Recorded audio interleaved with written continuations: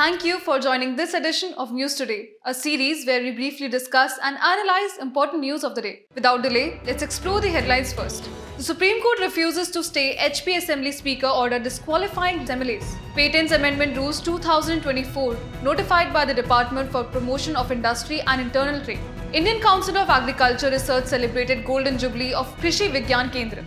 NABARD is set to launch ₹1,000 crore blended fund for agri-tech startups. UN Secretary General urges for disarmament in Security Council meeting held in Japan. New International Labour Organization policy brief calls for domestic workers to be included in care policies. Let us start with the first news for the day. Supreme Court refuses to stay H.P Assembly Speaker order disqualifying the MLAs. Earlier, the MLAs were disqualified under the anti-defection law for defying party's whip to be present in the House and vote in favour of the government. Let us first start by understanding about what is the anti-defection law. The anti-defection law deals with the defection of members in parliament or state legislatures. Under the law, a member could be disqualified if he voluntarily gives up the membership of political party or joins any other political party, votes or abstains from any voting contrary to the directive circulated by the political party. However, if the member has taken prior permission or is condoned by the party within 15 days from such voting or abstention, he shall not be disqualified. If the independent candidate joins a political party after election, a nominated member if he joins any political party after 6 months from date of taking seat. In terms of exemption, if not less than 2/3 of members of legislature party have agreed to merge with the other party, they are exempted from disqualification. Talking about the role of Speaker, with respect to disqualifications, the Chairman or Speaker of House have power in deciding cases pertaining to disqualification of members on ground of defection. The issues in this includes mergers leading to mass defection, wide power to the Speaker curtails individual MP or MLAs. Lastly, let us also have a look at some of the important Supreme Court judgments with respect to defections and disqualifications. In Quixote Holohon vs. Zashilu and Orr's case 1992, the Supreme Court ordered that the Speaker, while deciding cases pertaining to defection, acts as a tribunal and his decisions are subject to the judicial review power of the High Court and Supreme Court. In Ravi S. Nayak vs. the Union of India case 1994, the Supreme Court opined that voluntarily giving up membership does not necessarily mean that the legislator needs to formally resign, as this can be inferred from members' conduct as well. Moving on to the next news. Patents Amendment Rules 2024 notified by the Department for Promotion of Industry and Internal Trade, DPIIT. Rules have been brought in accordance with the Patents Act 1970 to amend Patents Rules 2003. The rules aim at simplifying the process of obtaining and managing patents, thereby fulfilling the Viksit Bharat Sankalp. Before delving into the news, let's understand what is a patent. A patent is a statutory right granted by the respective government. It gives exclusive rights and bars others from making, using, selling and importing product or process based on the patented invention without prior permission. It is for a time period of 20 years. As for the criteria for patent, it should be novel, must involve an inventive step, and should be capable of industrial production and more. India has ratified the Patent Cooperation Treaty (PCT), and Indian Patent Office has granted more than 1 lakh patents between March 2023 to March 2024. Now coming back to the latest developments, let's look at the key provisions of new Patent Amendment Rules 2024. It introduced new certificate of inventorship to acknowledge the contribution of investors in the patented invention. Time limit for filing requests for examination has been reduced from 48 months to 31 months. Renewal fee has been reduced by 10% if paid in advance through electronic mode for a period of at least 4 years. Lastly, frequency to file the statements of working of patents has been reduced from once in a financial year to once in every 3 financial years. The new rules will also support the other initiatives for promoting patents in the country, such as National Intellectual Property Rights IPR Policy 2016, which includes National Intellectual Property Awareness Mission (NIPAM), Patent Facilitation Program, expand knowledge capacity and skill building through initiatives like Scheme for Pedagogy and Research in IPRs for Holistic Education and Academia, and establishment of Center of Excellence in Intellectual Property and Patent Analysis Management System (PAMS) by Ministry of Electronics and Information Technology. In another news, Indian Council of Agriculture Research celebrated Golden Jubilee of Krishi Vigyan Kendra. India's first pilot Krishi Vigyan Kendra was established in the year 1974 by the Indian Council of Agriculture Research. At present, India has a network of 731 Krishi Vigyan Kendra, where each Krishi Vigyan Kendra serves more than 5,000 farmers. Before we start, let us first get to know about the Indian Council of Agriculture Research, or ICAR. ICAR is an autonomous organization registered society under the Societies Registration Act 1860.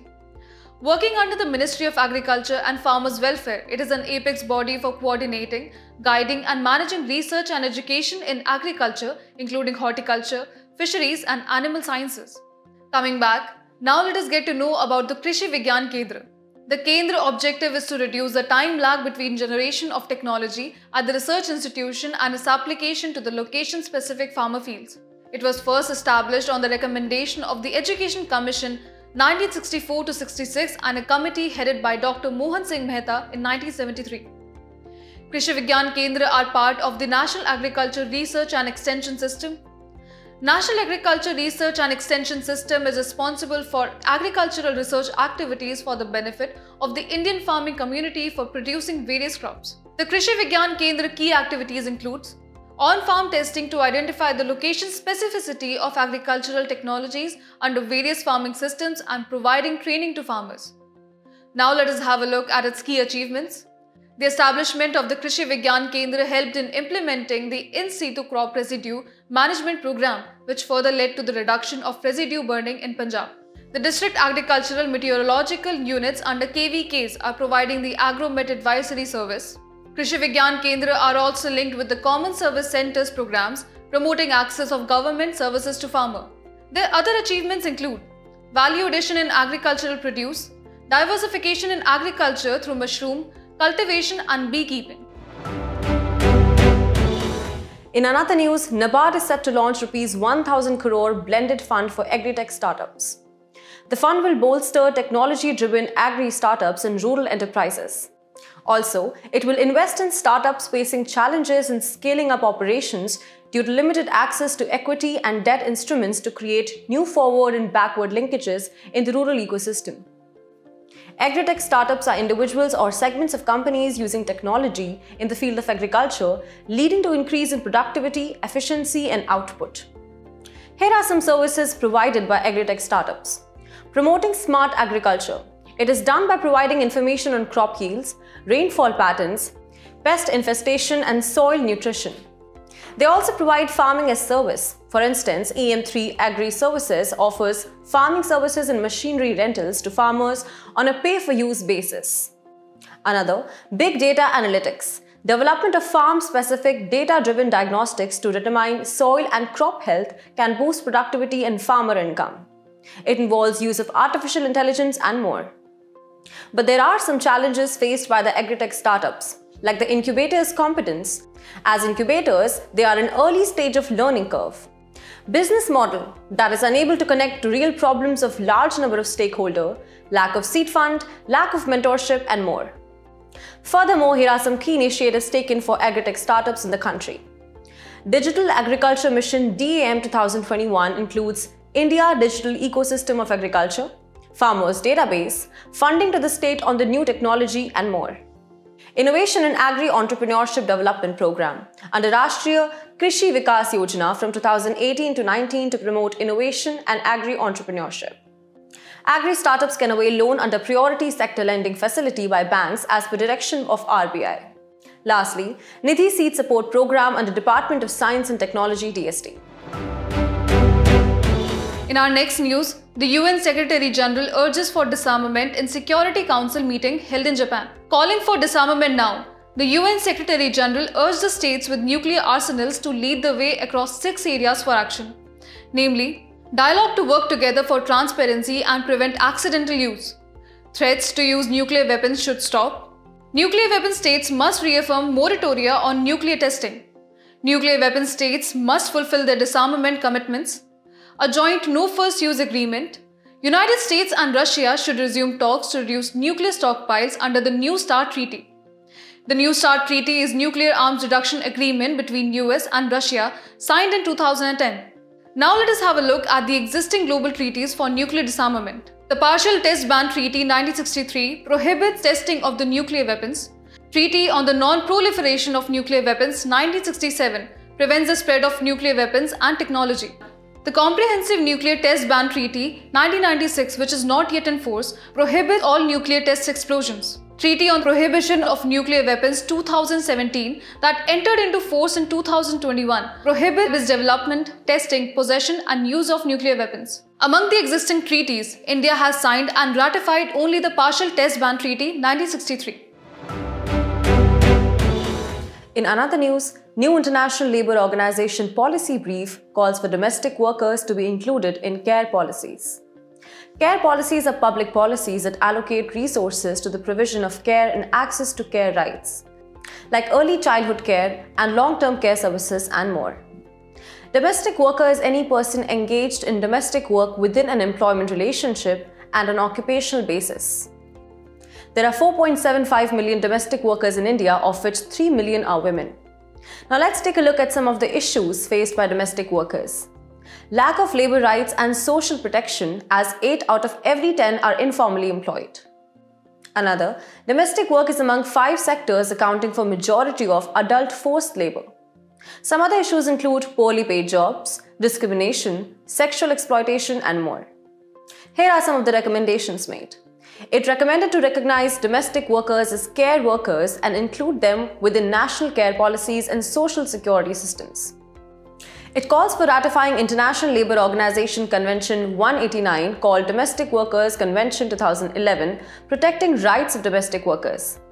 Although it is important to know that India has not ratified it yet. Another, skills recognition and skills training initiatives should be taken to ensure formal valuation of their work. Lastly, raise awareness about critical role of domestic workers. Furthermore, here are some of the steps taken for the welfare of domestic workers in the country. Sexual Harassment of Women at Workplace Act 2013 that protects female domestic workers from sexual exploitation. Code on Wages 2019, which has provision for workers engaged as domestic workers. Code on Social Security 2020 provides for social security to all unorganized workers, including domestic workers.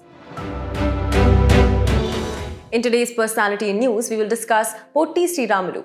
Recently, the birth anniversary of Potti Sriramulu was observed. He was an ardent Gandhian, eminent social reformer and an activist.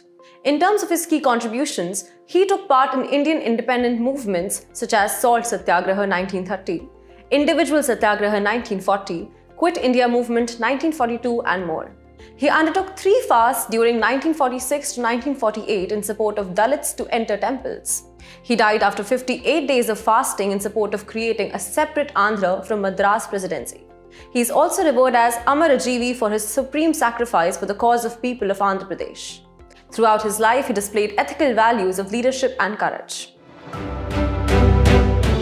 As we conclude today's main news, let's take a look at some quick updates. Tiger Triumph 24 is a bilateral tri-service humanitarian assistance and disaster relief or HADR exercise between India and USA.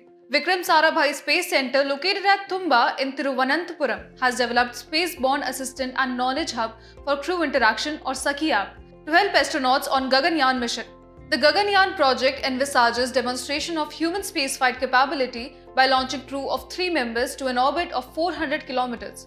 This app will monitor health of astronauts and provide information of blood pressure and heart rate among other benefits. Tobacco Board authorizes 100 million kilogram crop size for Karnataka during 2024-25. The Tobacco Board, headquartered in Guntur, Andhra Pradesh, is a statutory body constituted in 1976 under the Tobacco Board Act 1975. Paytm has recently received third-party application provider license from National Payments Corporation of India. Third-party application provider is an entity that provides UPI-compliant apps, for example, mobile wallets and merchant apps to end-user customers to facilitate UPI-based payment transactions. TPAP participates in UPI through a payment service provider bank. The Air Quality Report 2023 has been released by the Swiss organization IQ Air. Talking about its key findings, India had the 3rd worst air quality after Bangladesh and Pakistan. In the findings, New Delhi has been ranked as the world's most polluted capital city. Other than that, Bihar's Begusarai has emerged as the world's most polluted metropolitan area. In a bird survey held by IISER Tirupati in Papikonda National Park, Andhra Pradesh, more than 200 bird species have been sighted. Located in the northern eastern Ghats, it spreads over the Papi Hills and straddles the Godavari River. This national park is an important bird and biodiversity area. Elon Musk defends ketamine use. He says it is beneficial for investors. Ketamine is a dissociative anesthetic that produces trance-like state that has some hallucinogenic effects. It is used as pain relief, depression, treatment of suicidal ideation and epileptic states, as it makes the patient feel detached from their pain and environment. As a side effect, its overdose can cause unconsciousness and dangerously slowed breathing. Report by a team of European scientists have identified more than 16,000 chemicals in plastics, from food packaging to toys to medical devices. Previously, United Nations Environment Programme had identified around 13,000 plastic chemicals. Among these chemicals, more than a quarter are thought to be hazardous to human health and the environment.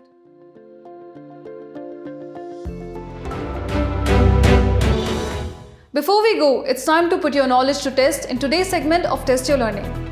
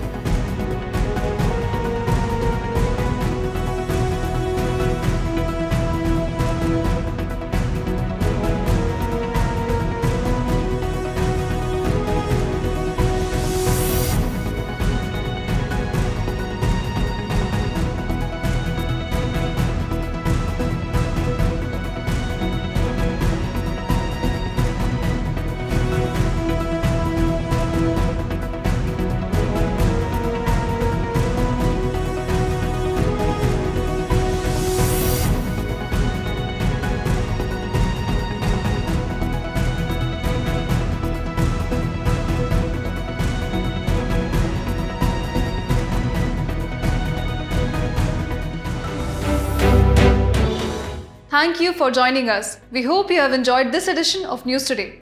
To get the answer to today's quiz and to download the PDF of News Today, make sure to check out the links in the description below.